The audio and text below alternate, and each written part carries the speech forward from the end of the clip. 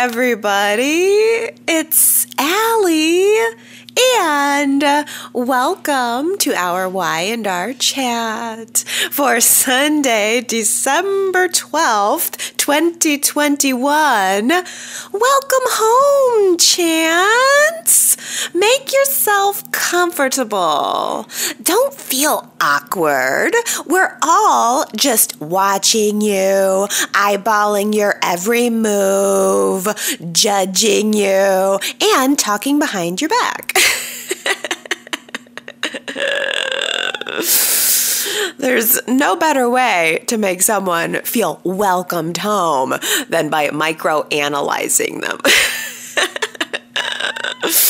Something is off about Chance. It's like he's a different person now.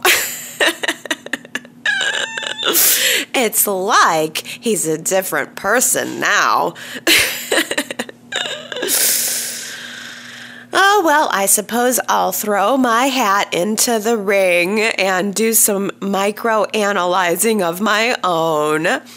Because early in the week, we had a scene where Chance was looking at his Medal of Honor very contemplatively, looking at his Medal of Honor. Then he looked up at Abby and his son, maybe, thinking about his perfect life and maybe wondering why he doesn't fit into his perfect life. I mean, the Medal of Honor says he's a hero, but he doesn't feel like a hero. Then he looks at his perfect life, but he doesn't feel like he's been a good husband and a good father.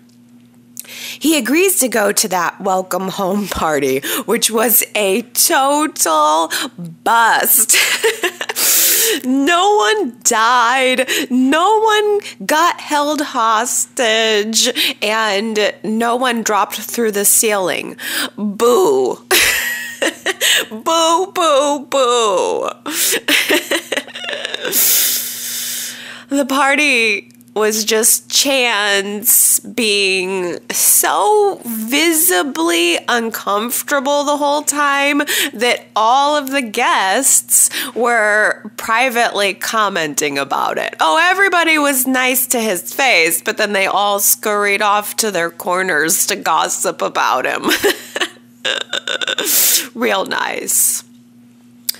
And, Chance smiled, he said hello, he kissed some babies, and he gave a very somber toast. But as soon as he could get out of there, he got out of there. I mean, and he kind of left quickly and had the sound of everyone calling him a hero echoing in his mind by the time he got home.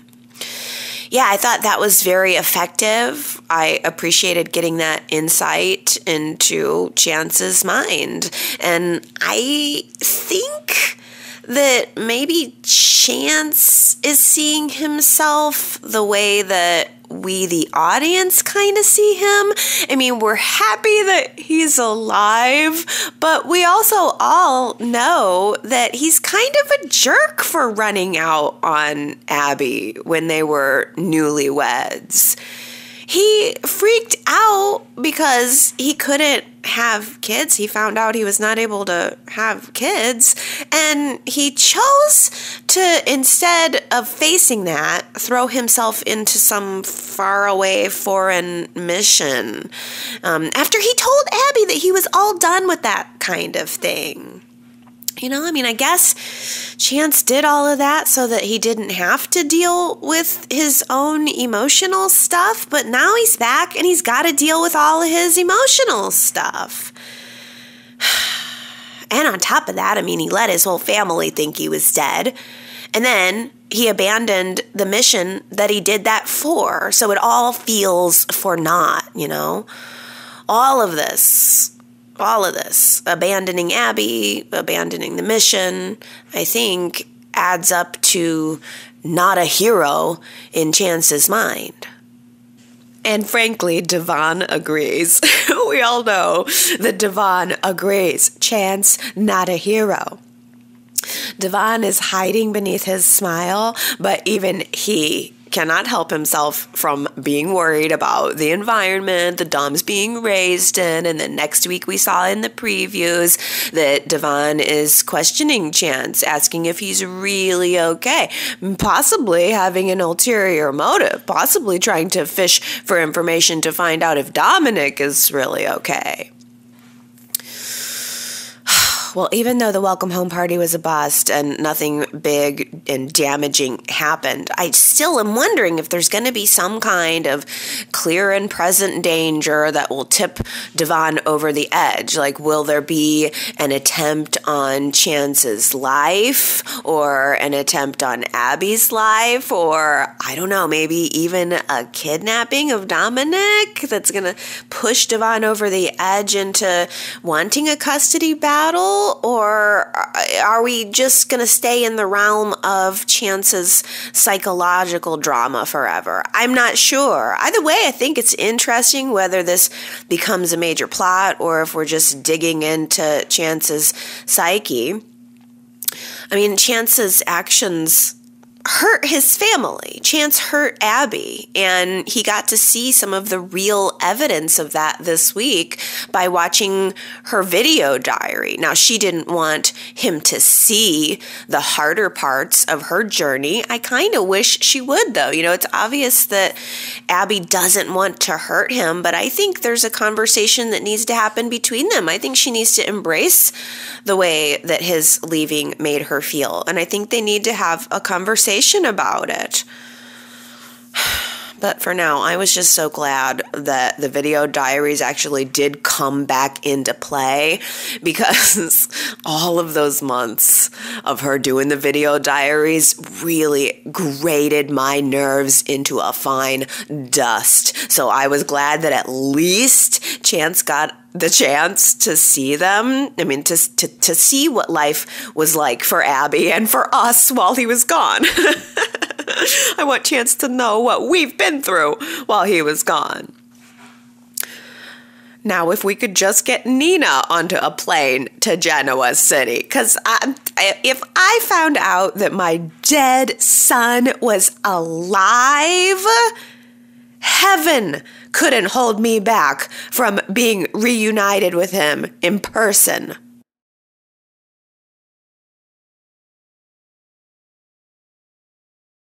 Here's an interesting correlation. Mariah can identify with Chance's feelings of displacement. She felt the same way after she got back from being kidnapped, displaced, skittish, not quite sure where she fits in. And honestly, Mariah kind of still feels that way. I'm not sure Mariah is recovered yet from everything that she's been through. Mariah confided in Sharon this week that she was avoiding going to Chance's welcome home party because she still feels awkward about it all. And then on Friday, Mariah told Tessa that she is still worried about Dominic after all of this. And man, I just wish that Mariah's story would get some forward momentum. I wish that Mariah's character would get some forward momentum, because it feels like she's been stuck in this holding pattern since Dominic was born. I mean, nothing's happened with her. It's just a lot of the same. I was really surprised that Victor mentioned this week how grateful he was for all that Mariah went through to bring Dominic into this world. And Victor vowed justice for what Mariah had went through. And I'm thinking, yeah, what about that justice? Where is Stitch? Did anyone ever find Stitch? No, I don't think so. Maybe having Mariah come face to face with her kidnapper could bring her some closure. I mean, bring us some action. We just need something, because I feel increasingly like Mariah is stuck. Maybe it would be good to hear from some big Mariah fans this week. Give me some Mariah love this week, because I feel Mariah floundering. And I can't feel anything but Mariah's floundering. She's not quite a part of Abby's family. She feels like she can't quite start her own family. And she keeps claiming that she's moved beyond her feelings of attachment toward Dominic, but she hasn't. She has not moved forward.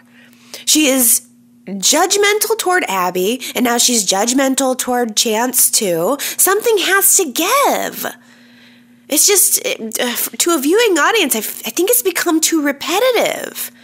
Mariah needs to take hold of her life and do something.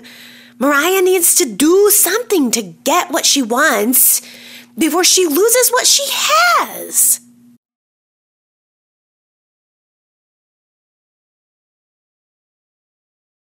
Tessa is so totally devoted to Mariah throughout all of this. Probably so devoted that she, I think, doesn't really even see the way that Noah is looking at her right now. Noah agreed to design her album cover, and so he asks to do a photo shoot and incorporate some of the photos from that shoot into the final artwork for her cover. So Noah gets the idea of taking Tessa back to her roots, playing at Crimson Lights, back to the time when, we were reminded this week of when Noah was dating Tessa and Devon was dating Mariah. Oh, Noah was perfectly happy to try to take Tessa back to her roots when Tessa was his. So Noah takes these soulful photos of her, which we didn't get to see, but I hope we will in the future. But from the descriptions of everyone else who was looking at the photos, it's almost like Noah and his camera can see right through Tessa. She was talking about her career, though, and talking about Mariah specifically when those photos were being taken. So what Noah was capturing of Tessa was about her feelings for Mariah, which Mariah overheard. It's really hard to imagine anyone having a more devoted partner than Tessa at this point. Granted, Mariah has stuck by Tessa through some tough stuff, and maybe Tessa feels that, in addition to just loving Mariah, that she wants to be there to stick through, some tough stuff with Mariah too. But there's just something so off about Mariah, and I'm asking myself, is something's got to change here. Something's got to give eventually. So what's it going to be? Is Mariah going to self-destruct? Is she going to do something like push Tessa toward Noah? Because we had that moment on Friday where Mariah was watching Tessa being happy, talking about her album with Noah and Sharon. And Tessa came and talked to Mariah a little bit, and Mariah made a comment saying that it's good to see you happy. It's good to see you happy. And I thought, well, I wonder if maybe Mariah knows deep down that she has not been a source of happiness for Tessa. And so, therefore, it's nice to see someone or something else being a source of happiness for Tessa. So is it possible Mariah, in a misguided attempt of loving Tessa, will push her toward something more happy, something that she can't give? Or, the other dark horse option here is that Noah could end up surprising us all by doing something manipulative to come between them. At this point, I think Noah would have to, because I can't see Tessa just turning to Noah. I think Tessa is very steadfast. She has stood by Mariah, and Noah sees that. Noah knows that Tessa's not going anywhere. Well, Adam asks Noah to take a job at Newman Media. I wonder if Noah's going to be kind of turning to the gray side. Noah turned down Adam's offer and says that he'll think about taking the job, which means that he will take the job. And maybe he will start leaning toward the gray side. And who knows, maybe, I actually think it could be interesting if Noah took a job at Newman Media, because he could become an ally for his Uncle Adam, right? I mean, I'd be okay with Noah making the occasional trip down the hall at Newman Media, finding himself being friends with Adam, despite Nick's feelings about it all. That'd be good. And of course, I'm sure that Sally wouldn't mind having another Newman male around to pull the strings on.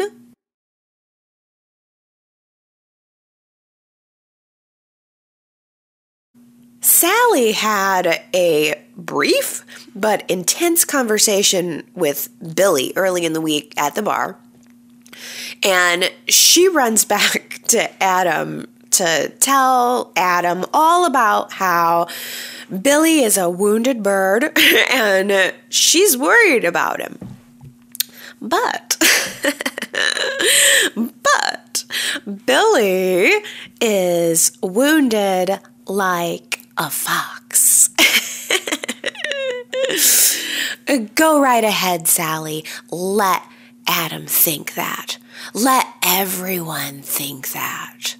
Billy is playing dead for now. He's just drinking apple juice at the bar like a psychopath. Yes, bartender, can I have another apple juice? Sure, little Billy. Would you like a box of raisins with that?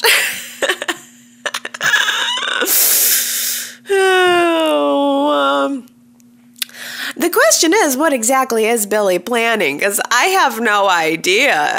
Everyone else seems to know, but I don't know. Or Lily seems to know, but I don't know. What is Billy planning? Jack turned down Billy's pitch to buy Chancecom together, so that idea is dead in the water. That's not going to pan out. So what's the plan? And does Billy really even have a plan? He apparently revealed some of the details to Lily, and she's cautiously supporting him and, in fact, helping to lay some groundwork for him with Victoria. She was kind of feigning some cause for concern of Billy's relapse to Victoria, making Victoria think that Billy is on edge. The plan seems to be to let everybody think that Billy is on edge. But I really have no idea what he has in store or if he will succeed. Adam, as usual, seems to be one step ahead of Billy. Adam tells Sally, maybe you could go ahead and keep an eye on Billy for me, report back what he does. Oh, no, wait, never mind. Don't do that. Don't do that. I'm sure Adam knew full well that that's exactly what Sally's going to do. He plants the seed and then says, oh, never mind. And I'm sure Adam knows Sally's just going to keep doing that. She's going to keep reporting back. Or I don't know. I mean, I could be wrong. Maybe not. Maybe Adam has decided to instead have Billy followed by a professional. We saw some mystery woman taking photos of Billy at Society on Friday. So Adam could be behind that. Could be. But I don't think so. I don't think it's Adam. I think, knowing that she could have a custody battle on her hands, it's Victoria having Billy followed and photographed.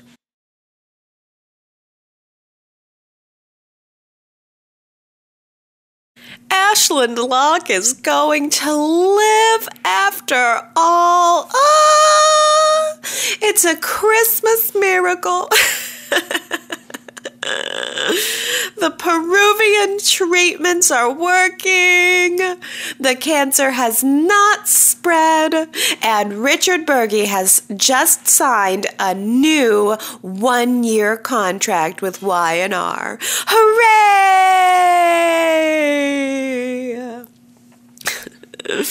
Y&R has found the cure for cancer. Ashland Locke will be back to wearing tight leather pants and low-cut blouses in no time. No, wait, that was Sharon's cancer cure. I got confused. But go ahead and picture that anyway. Well, this is puzzling.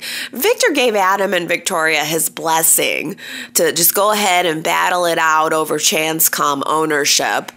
Victor said, he's got no stake in it. He's retired. May the best offspring win. But then he changes direction entirely and tells Adam that he wants Newman Media out of the running altogether. He wants Victoria to win the Chancecom business. Well, what the heck, Victor? Why? Why did you change your mind? Now Adam is scrambling together a group of investors to try to make an end run around Victor and to buy Chancecom anyway without Victor's approval, which, who knows, maybe Victor secretly wants Adam to do that. Maybe Victor secretly expects Adam to do that. I wonder how Chelsea will feel about all of this when she gets back next week in the previews. Chelsea is walking into society and coyly asking Chloe what she's missed. What have I missed? Fill me in. What happened while I was away? Are you excited about that, chatters? Were you excited to see Chelsea's face? I think we should do a poll on that. Chelsea's back. Hooray! Are you happy to see Chelsea's face? Are you looking forward to what she's going to bring back to the show? Or would you rather her have just stayed away? Could you do without the Chelsea? Go to yrchat.com if you'd like to vote in that poll. I thought Chelsea looked good. I really liked her new haircut. I'm just not sure what she's going to bring to the canvas. I mean, things have been tense between she and Adam. They had another tense phone call this week, and I think she ended up hanging up on him, which is not the first time she's done that. So I'm doubtful that Chelsea will end up becoming an ally for Adam. I imagine she's going to be against Adam in some form or fashion, unless, of course, the allure of besting Victor would be too much for Chelsea to resist, and then she could jump on board with whatever Adam's plan for Chancecom would be. But more so, I'm kind of wondering if Chelsea's return is coincidentally timed more so just as Nick has become single.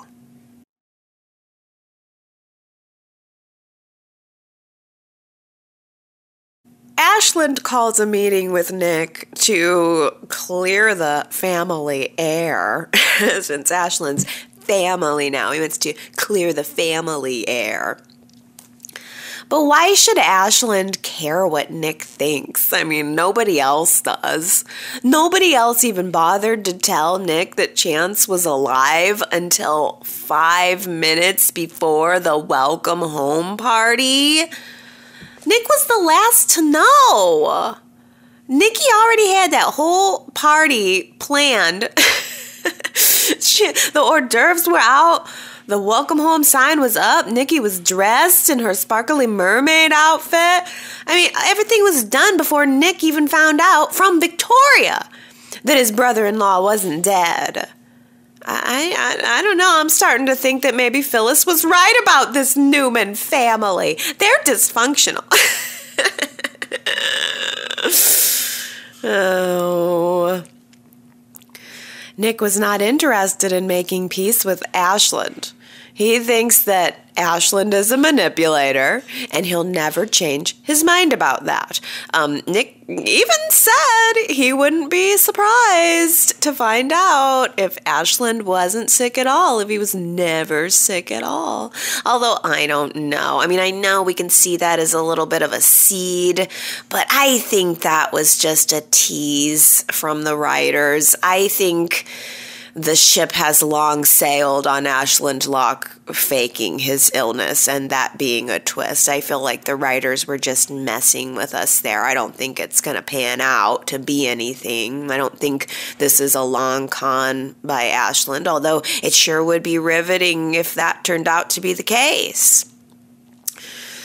Oh, Victoria walked into the middle of that argument that Nick was having with Ashland, and Victoria said a few things that made Nick start to question himself. You know, I mean, when you have a problem with a whole lot of people, you might want to consider the possibility that the problem might be you.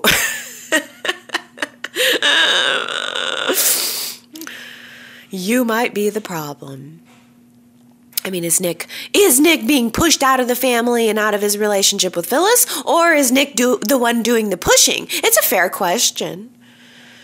But either way, Nick is alone and he's increasingly isolated, and Sharon is his only friend now. Oh, what a treat to see her listening to him and giving him advice. And Sharon did it all with a smile and friendliness. And, you know, listening is a real skill. And Sharon's got it. Sharon encouraged Nick to go to Chance's welcome home party. Why not? You know, she also made him question his motives in making a special trip to return a box of Phyllis's belongings that she had left at the house. I mean, Phyllis didn't need those things. Nobody needs a world's best boss mug. He could have tossed it into a dumpster. She never would have cared. Nick just wanted to test the waters. That's the truth. Nick just wanted to see where they stood, and I think he just wanted to know if there was anything left to be salvaged. I really do. You don't just turn off loving someone. He still loves her, and he wanted to deep down know, I think, if there was anything there. Especially, I think, because Nick saw Phyllis and Jack together at the welcome home party. He took Sharon's advice and made an appearance at the welcome home party, and then the second he walked through the door, he saw Phyllis and Jack getting closer, and he saw it and immediately decided to turn around and hightail it out of there. And I can't say I blame him. I mean, it's one thing to have a breakup. It's another thing to have a front row seat to watch your ex fall deeper in love with someone else.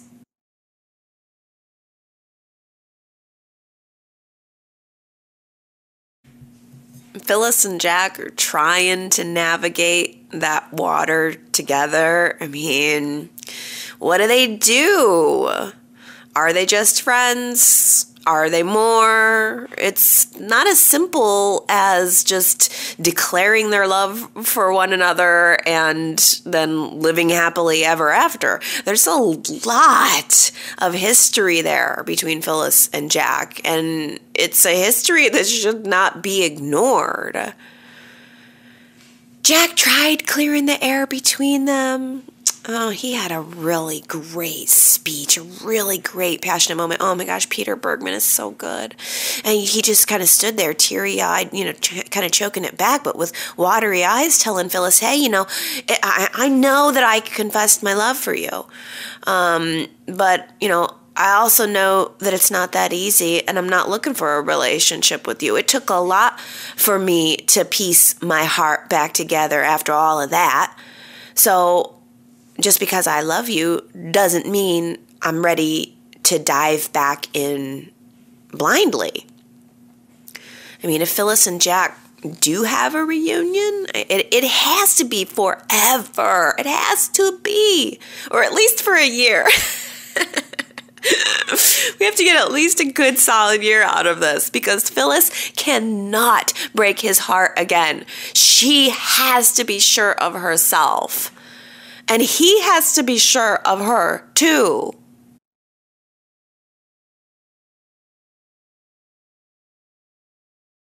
I know genius when I see it, says Mariah last week when she was praising Tessa's musical skills, saying, talking all about her new album and how good it is, talking to Noah. Tessa is a musical genius. The answer was Mariah. So that must have been a hard one. I didn't realize. But Sandra, Daisy, Sherry, Sharon, Rod and Henry, you were the only ones who got it right. Well done. How about a new one? See, this is going to be completely opposite. Very few people guessed last week's quote. Everyone is going to guess this week's quote, but I don't mind. I had to pick this line. Here it is. People always root for the underdog. I think that's a good line, and I think it's true. People always root for the underdog. Who said it? If you think you know, go to yrchat.com. You can leave your guess, and if you get it right, I will give you your congrats on next week's Y&R Chats.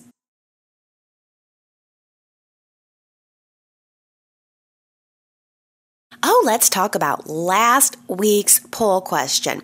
I asked you guys on just a first impression, do you like new Chance or do you not like him? Hey, this is pretty good for a first week on a new guy. 67% like new Chance or giving him a thumbs up. 33% though just not feeling it. Let's see what everybody's saying, starting with Marianne V, who says, I like the new Chance, but I also saw nothing wrong with the old Chance, so time will tell. Southside Granny, though, says, I'm not sure that he fits in with the ever-troubled uppity class of Genoa City, but I'll give him a thumbs up for the time being. Heather says, I am not a fan of new Chance. I think he looks extremely young and has a very different energy than the previous Chances. He's also not a great match with Abby. He looks a lot younger and seems to lack life experience, which seems to be the crux of Chance. Oh, that's interesting. So you just think he doesn't quite fit with the, what we already know about the character of Chance. Well, I guess time will tell. We'll find out. Is Y&R going to continue making Chance the kind of character that he has been in the past, or are they just totally going to revamp the character? It's kind of maybe similar to the situation we're asking ourselves with Noah. Can we expect what we got in the past, or are we just dealing with a whole new guy? I mean, the fact that Chance is looking at his Medal of Honor and thinking about his life, everything before now, does seem to point to a possibility that we're just going to be dealing with a whole different type of guy, that maybe they're using this as a chance to revamp the character. Ellen says, I hope they rekindle Chance's close friendship with Adam. Both characters would benefit from that added dimension. Chance will need someone to talk to other than Abby and Nina. Plus, it would challenge Abby's simplistic and negative view of Adam. Oh, and maybe I just want to watch some scenes with Adam and new Chance being handsome together. Winter is long here in Maine. Way to cut to the heart of the matter. Winter's long and cold. Can we just get two hot guys in the scene together? Yeah, the Chance and Adam friendship was rocky, especially there at the end. It seemed like the previous Chance was always harping on Adam. They were always there was a loyalty there between them, but it seemed as though they sometimes had a hard time really getting along. I think in general, we're just sort of wishing that Adam had an ally, had someone to talk to, but I think Chance would be a good person in his quote-unquote age range, and who's not a family member to kind of have a little bit of a relationship with. I like that idea, Adam and Chance being friends under maybe a little bit less tense circumstances than last time. Tony says Chance seems lost in his home, but he seems to really not like, but he seems to really like his not bio baby. Mariah seems not to fit into her life anymore, but she really loves her not bio Bowie. Abby and Devon, the bio parents, think they know what's best for him. So what if there is a baby battle with teams Mariah Chance and Abby Devon? Tony! Ding, ding, ding, ding, ding, ding, ding. comment of the week, Tony. This is fantastic because I was noticing this too. There's this strange correlation between what Chance had gone through and what Mariah had gone through. And I was sort of thinking, are they going to become allies? But then Mariah got a little judgmental on him and I threw that out of my brain. But I think you have convinced me that could very well be it. Chance and Mariah become allies in the custody battle, and then Abby and Devon as the bio parents are on a different side. That may very well be it. And it might not even have to go to court. It could just be that there's just a clear line of division there about what everyone thinks is best for Dominic, and Mariah Chance tend to agree, Abby Devon tend to agree, and therein just sort of lies some conflict that doesn't necessarily have to, be battled out in a courtroom. Oh, that's so good, so good. Oh, well, also good, the fashion at the welcome home party. I mean, my goodness, there was no drama at that welcome home party whatsoever, but we did get some fashion. Ellen says those fancy, shiny dresses at Chance's welcome home party reminded me of tropical fish swimming in a tank, but not in a good way.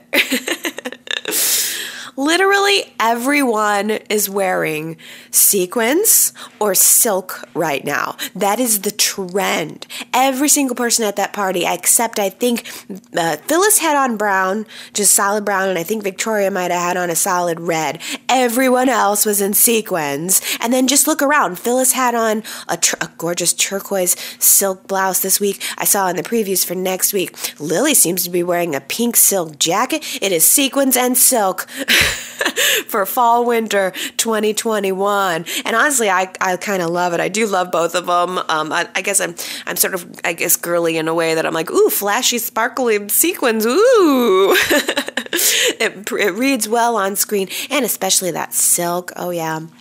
But Ellen was not loving it. Any other comments on the fashion for the party? I would love to hear it. So feel free to leave those this week. Victoria says Nina deserves the Emmy for the most realistic video chat. Trisha Cast is such a great actress. Man, no kidding. She really took a turnip and turned it into gold, didn't she? Because how hard must it be to do these video chat scenes? Although I don't know, maybe it's when you're a really good actor or actress, maybe you could be acting opposite a brick wall and still give the same amount of emotions. But yes, I found Nina to be very charming in the video call. It's just that overall the video calls drive me nuts, and I am having a hard time imagining that Nina would not be there in person. And Chance was letting her off the hook, saying, no, you don't need to come, stay in Australia. But I don't buy for 1 minute that Nina would not want to be there. I don't buy for 1 minute that Nina would not move heaven and earth to be there. Diane K says, where is Christine to welcome Chance home? Or at least to apologize for throwing the whole town into a tizzy. Darn, that's a good question, Diane K. Where is Christine? She really needed to be at that party. She needs to have her full circle moment, because we saw a lot of tears and a lot of tough stuff out of Christine having to break this news to the family, and she should get to come in to celebrate that she was wrong. It would be interesting to see that and to hear her argue, her argument against how everything kind of went down and how she was given her information from the State Department. And yeah, Christine belonged there, and we sure didn't get it, did we? Well, T. Nicole says, is it just me? But I don't see Chance acting super strange in public like the other characters are saying he is. I understand that he can be a bit anxious and getting used to his new life in Genoa City, and that'll take time. But in public, what he was showing, what has he shown that's making others so concerned? So he had to step out from the party for a minute for a breather and wanted to leave early. I felt many people do that, especially if you're more of an introvert. Exactly, T. Nicole. I was thinking the same thing. Like, everybody's just got their eye on him, eyeballing his every move. The guy can't sneeze without everybody looking at him. And you're right. I don't think he did act all that strange. It's just almost just a part of the story and a part of the narrative to, I guess, tell the viewers that we should be worried about Chance. Daisy says parents come back from war all the time and then reacclimate to family life, including with their kids. Therapy might be needed, but there's no such thing as a stress-free life. Yeah. I mean, parents come back from war all the time. I guess I can only say it must just be the family just loving Chance so much and being so happy that he's not dead that they can't help micromanaging his life from here on out. Diana says, I appreciated the scene where Chance left the party for a few minutes to get some fresh air outside of the Grand Phoenix. It's these little details that make his character feel realistic. It was a glimpse into how Chance's trauma in Spain has affected him. He was feeling overwhelmed by the presence of everyone together at the party and felt the need to stay away from it all for a few minutes. I felt like this scene was a reminder of all that Chance has been through on his mission, and there's definitely more reminders to come. It's going to take time before we see Chance truly at peace with his life back in Genoa City with his fans, family, and friends. That's a really good point, Diana, and it speaks exactly to what T. Nicole said, too. I mean, we should expect Chance to have a little bit of time reacclimating. So far, he has not done anything to give us a real cause for concern, but who knows, maybe all of the concern is foreboding and there will be something around the corner. Diana also says, I really liked seeing the new addition to the Grand Phoenix Hotel lobby. We saw a different view that we'd never seen before at Chance's welcome home party. It now feels complete. We never got to see that right side of the hotel on our screens before, and we got to see the wall and the decor on that side of the hotel as well, and the big ballroom doors. It's these little details that I appreciate visually. It was getting a bit tiresome seeing the same chairs in the fireplace area all the time. I feel complete now that we've seen all of the hotel lobby. Yeah, Diana, right? I feel like maybe we saw that right side one other time. I feel like there was one other time maybe Phyllis was hosting, was it Devon's party, or didn't Devon get an award or something? I feel like there's one other party where we did see a little bit more of the lobby, but yeah, it was more this week, and wonderful considering how much time we spend at the Grand Phoenix, and it's supposed to be a grand hotel. So yeah, it's good. I mean, for as much time as we spend there, that they give us a little bit more to look at. And hey, maybe next week there'll be even more. Victoria says, I'm hoping that by next week, Sharon has added holiday decorations to Crimson Lights. It would be nice if she refreshed the pastry cabinet too. A few decorated sugar cookies would add some holiday spirit. Oh, did you guys see Sharon bringing the cinnamon rolls out from the back room this week and then placing them in the case? Those cinnamon rolls or scones, frosted scones, whatever they were, they looked so glossy and so fake, I just want to shove one in my mouth. But more to your point, will Christmas arrive next week? I think so. We saw in the preview where Billy and Lily were chatting. I think Lily was telling Billy that she had a request for him, something she wanted him to do, but he's not going to like it. And in the background, we saw Society had a beautifully sparkly, maybe silvery Christmas tree. So I think you're right. Christmas is coming next week. And Gary asks, Ray Rosales shuns materialism. The best Christmas gift for him might be a recommitment ceremony with Sharon this New Year's Eve. Who's open to that?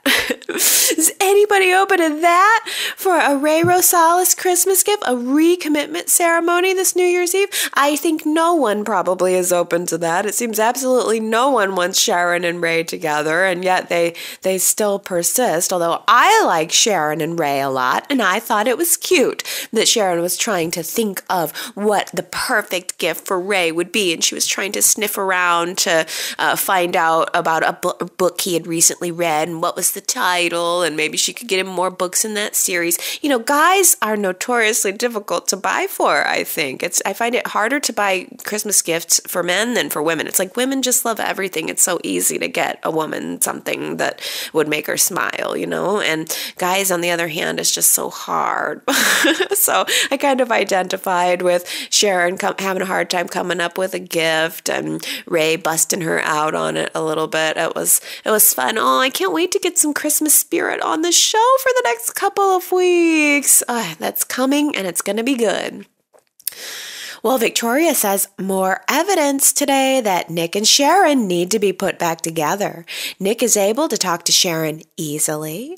Sharon listens and gently nudges Nick into thinking about choices he is making. She doesn't judge him.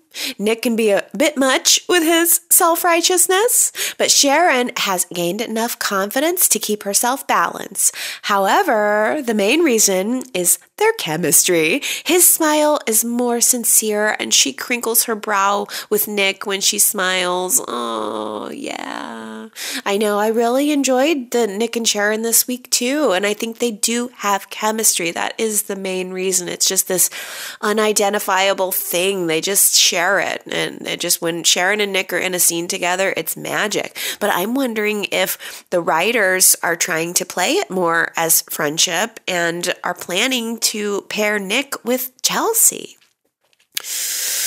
Although, I don't know, it certainly could read, too, as if Nick was just looking for some excuses to come talk to Sharon, because Gary says, just because Noah Newman has reached adulthood, it doesn't mean that his shepherd's costume from the nativity of years past would have completely fallen apart in storage. That is ridiculous, Sharon.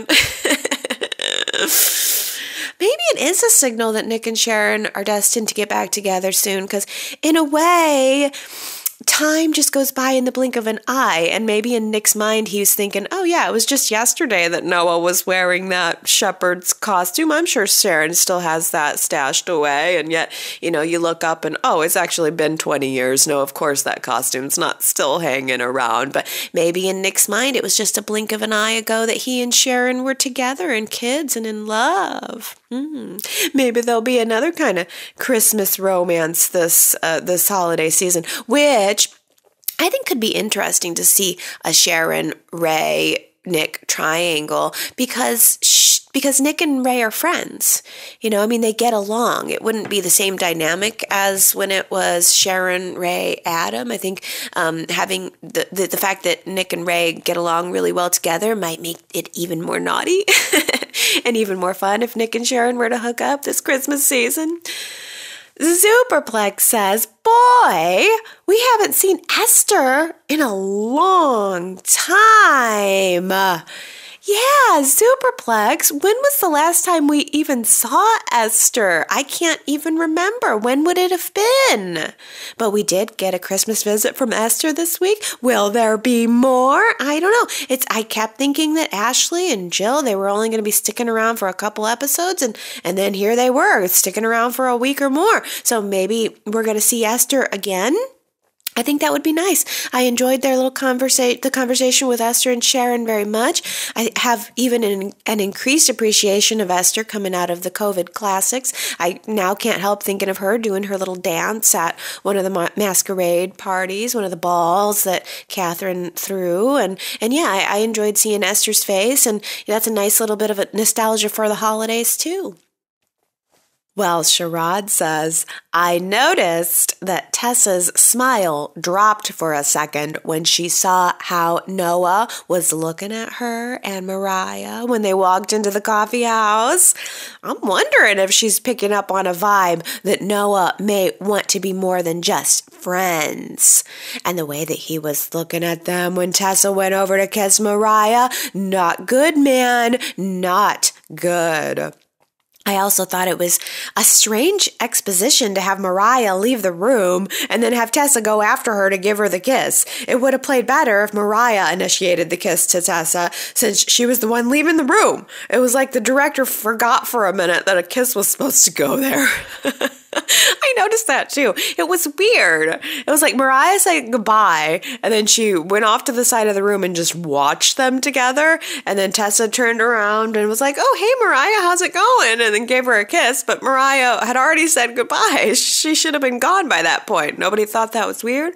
But I think it's also interesting, Sherrod, that you think Tessa's picking up on the vibe with Noah. Oh, I hadn't picked up on that or thought of that. I see Tessa as so singular-minded when it comes to Mariah that she didn't even see the way Noah was looking at her, but maybe. Sherrod, you also make a really good, you have a good idea here, kind of answering my question of, what can we do to get Mariah out of this rut? What needs to be done to give Mariah and her character and her story some forward momentum? Sherrod says, Tessa and Mariah's commitment to each other could be expanded if they were actually allowed to move their relationship forward by, I don't know, getting engaged after being together for 4 years. Mariah asking this time. She should take Victor up on his offer and ask to borrow the Newman jet. Take Tessa back to San Francisco where they shared that first kiss and propose. Tessa changes her mind about having a baby and then they ask Noah to be the donor. Dang, Sherrod, that's really good. You're right. I mean, that would be such an easy way to just get unstuck for Mariah. Just have her propose. That would be a really nice end of the year thing. Maybe that would be our end of the year wedding. I love that. And then asking Noah to be the donor. That would be so good. Oh, no, that would break Noah's heart. Would he do it? That'd be so interesting. Yeah. Yeah, there's so many ways that we could pull Mariah to a new place and evolve the relationship with Tessa. Instead, it just feels stuck. Sue W. says, just finished the week and I'm now on board that something is way off with new and smoldering Noah. I thought the chat talk was maybe reading too much into that, but no. I hope the writers go bananas. Oh, and Jamie says maybe his lost European love was unrequited. Maybe Noah was stalking a fellow artist. That could be juicy. Oh, yeah. You guys, see, I thought it was real subtle. I wasn't getting super, psycho vibes from Noah this week. I got kind of writers could go in that direction, but I didn't get that he was most definitely creepy. I'm not ready to put all my eggs into creepy basket yet, but I think that the possibility is there. Maybe Noah will start chewing gum. You never know what you're going to get. Ellen asks, does Billy know that the kids have been shipped off to boarding school? Are we going to see that conversation? Oh, yes, I think Billy does not know. Victoria mentioned on Friday that she hasn't had that conversation with him yet. I don't think they've been shipped off yet. I think she said something about shipping him off after the break or something like that for the second part of the semester. So I think that conversation between Billy and Victoria is coming, and I think it's going to be nasty. And I think Victoria knows it. And I think that's why she's probably the one having Billy photographed. I think Victoria knows that this is going to get nasty. She's taken the information from Lily to find out exactly how on edge Billy is, and she's prepping herself for how bad it's going to be and how it's going to affect her kids.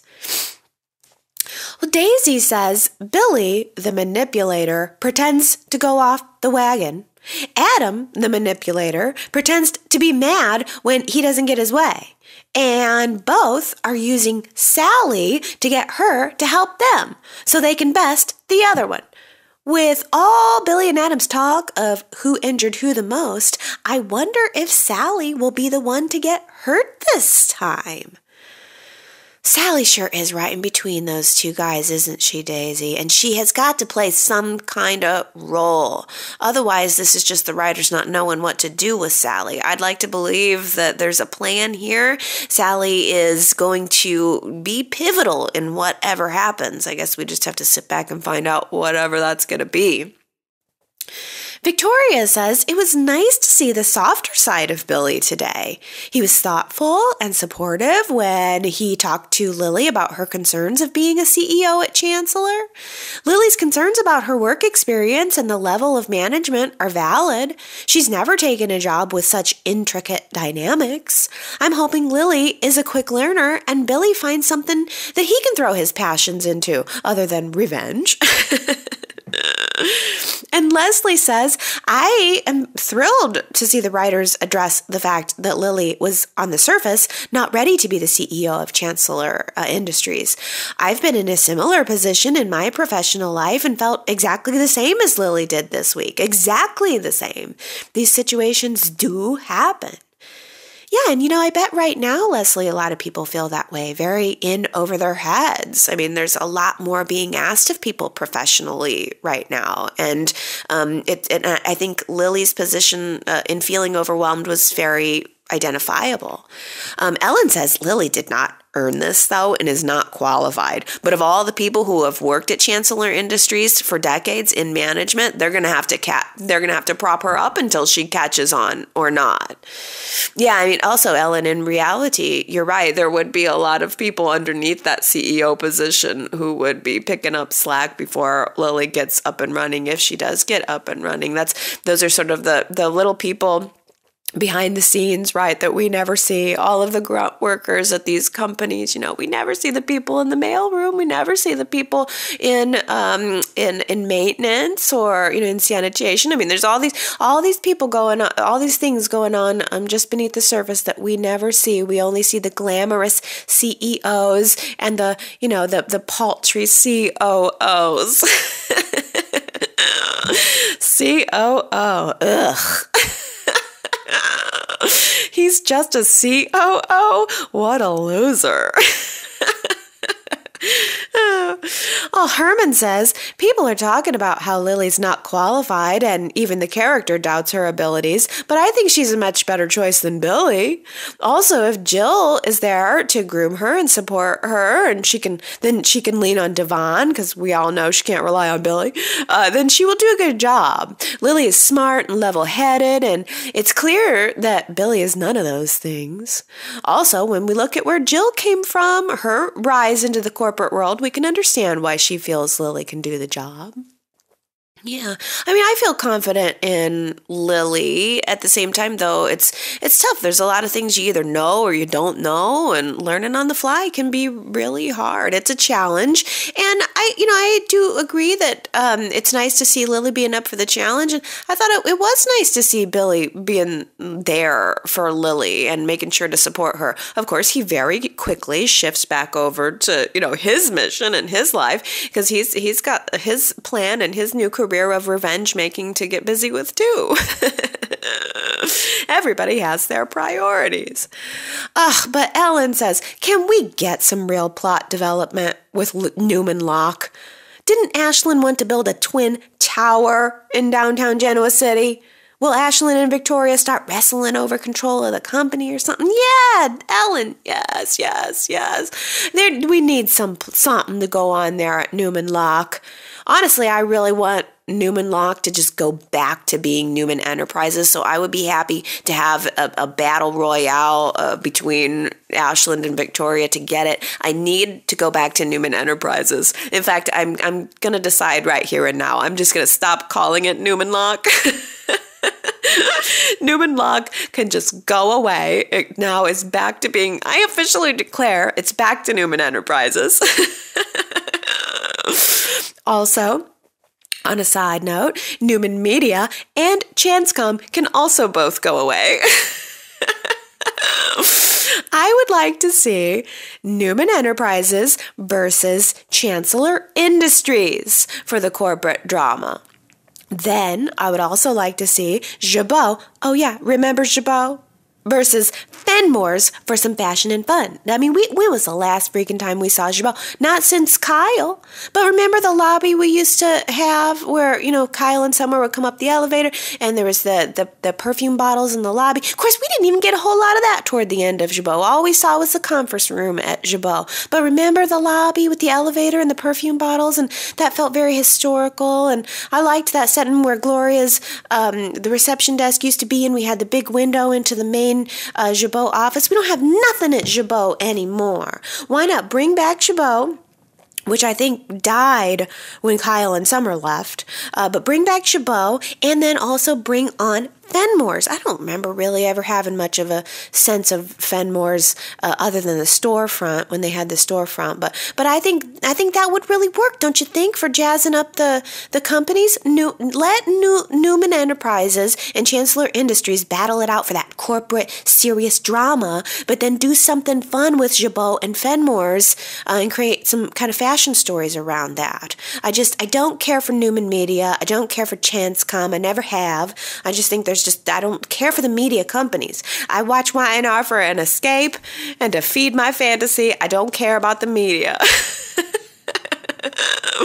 Did the sun come up today? That's all the news I need.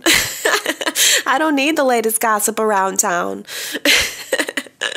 I didn't really even like it when Restless Style became a gossip magazine. I liked it when we were doing, fashion spreads and it was all fun. But yeah, I didn't really care. I don't care for the gossip magazines and the gossip shows. That just does not appeal to me. But then again, it really is all personal preference. But to me, darn it, Victor Newman and Newman Enterprises built this show from the ground up. I want to get back to that. And on that note, got a couple of Victor Newman nuggets for you here this week. Gary says, Victor just said, "I'll be damned," and "my goodness," in one sentence following another, satisfying everyone. Yeah, that's today's top story. Victor Newman just said, "I'll be damned," and "my goodness," in one sentence following another, satisfying everyone. Yeah, "I'll be damned" is so classic Victor, but I would like to ask, when did "my goodness" become his catchphrase? Because it's so true. It totally is. He constantly says it. My goodness. Oh, my goodness. He's sort of Santa Claus-y when he says it, too. My goodness. But where did it come from? My goodness just slid in there as a catchphrase while I wasn't looking, and now it's everywhere. I feel a little robbed because "my goodness" is kind of my catchphrase. I realized I say that a lot, so maybe he got it from me. Yeah, right? Oh, Victoria says, sound crew did not catch Eric Braden's mispronunciation of Dominic's name. At the welcome home party, he called him Dominique twice. I wasn't going to mention this, but then I thought, well, if I don't mention it, it's probably going to drive everybody crazy because I know everybody heard it. Dominique. Lara says, well, he used the French pronunciation. He is, European, which is so true, Lara. I think Eric Braden just gets the script and then pronounces the way he pronounces the name, pronounces anything he likes the way that Eric Braden would pronounce it. But Diane Kay says Eric Braden is European, Victor Newman is not. In all of the years I've been watching, no one has ever questioned his accent. Yeah, it's so true. He saw it on the page. Eric Braden pronounced it as European because Eric Braden is European. Nobody corrected him. Nobody ever said a thing about it. And it's very true. Nobody questions the fact that Victor has a German accent. Is the story that he was born in Wisconsin? Is that what we're telling ourselves?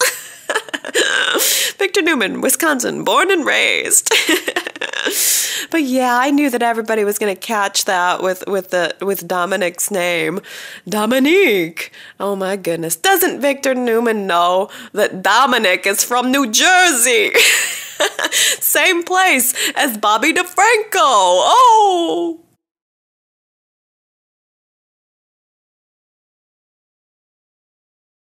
Oh, you guys, I am wiped. We had a series of windstorms here this week, and I should have just stayed home. I should have stayed in my cozy house, but instead I had running around that I felt I needed to do, and it just zapped me with a cold, just being out with that wind whipping around and the cold air. I'm sure you can hear it. I got a little head cold. Nothing more than an inconvenience, but it has certainly made me feel a little tired today, especially after my daughter's party, which went very well. The unicorn cake was a disaster, though. Oh my goodness! Part of me knew that this cake was going to be messed up. It was so bad. Like, whoever decorated this cake did a terrible job. I should get some pictures of it to show you. Like, it was a unicorn, but it had little eyelashes on it, like they painted a face on the unicorn, but the frosting was all smeared, and it wasn't from transporting it. This is the way it was made. Like, they made a mistake on the frosting and tried to correct it, and it looked like this unicorn had like smeared mascara down her eye. I was like, oh my gosh, the unicorn cake that I received, this unicorn looked like she'd been out all night partying. She was drunk and coming home at 3 a.m. I couldn't believe how bad it was. But you know what? My daughter didn't notice. She had a perfectly good day. She ate her cake. She ate her pizzas. She opened all of her presents. And it was just glorious to see her. Oh, now I just got to get better. Normally, Saturdays are my Y&R Chat prep day. That's when I pull together everything I need to cover and pull together all of your comments. And I didn't get that yesterday because I was up at 4 a.m. Just getting everything ready. Even though it wasn't that big of a deal, I was strung out, so I woke up way too early, and I was flying around getting everything the way I wanted it. And so that's why Y&R Chat is late to you. But I did tell you that last week. I gave you a heads up, and then I thought to myself, okay, well, if I just do audio, I'll be able to get it up quicker because the video takes more time to edit and the file is larger. With the video files are much larger than just a single audio file. So I thought, okay, I'm just going to do audio and get it up as quickly as possible for people. So this is late, and I apologize, but it's not as late as it could have been. And hey, we pulled something together. I hope you guys enjoyed it. Nevertheless, go to yrchat.com to leave your comments for the week. I know I'll be feeling much, much better by next Sunday, and I'll be back with the full shebang, the full Y&R Chat party next week. I love you guys. Have a good one. I'll see you next time. Bye.